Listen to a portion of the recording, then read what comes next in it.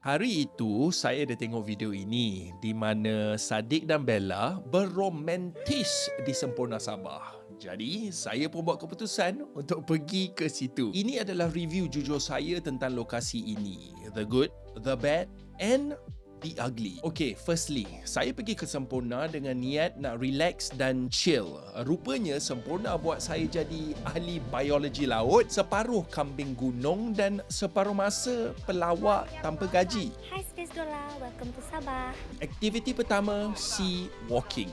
Ingatkan tenang, tapi bila jejak dasar laut, gaya jalan macam robot hilang signal. Ikan pula pandang saya macam saya hutang duit. Selamatlah, opai ada. Layan betul aku bully dia. Lepas tu, dinner ikan bakar di Terowong Street dengan persembahan budaya. Cantik-cantik wanita Sabah. Sampailah giliran saya menari.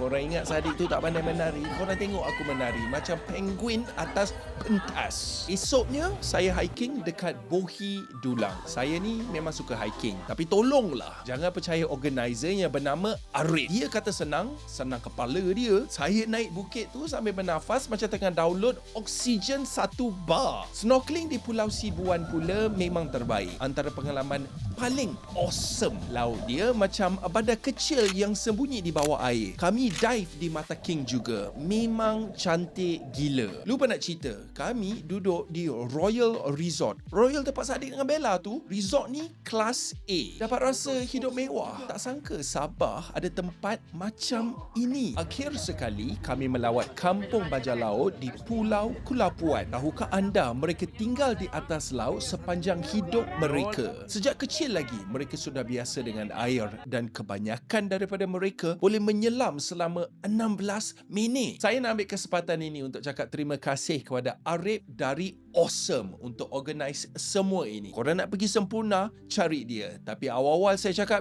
jangan percaya dia bab hiking.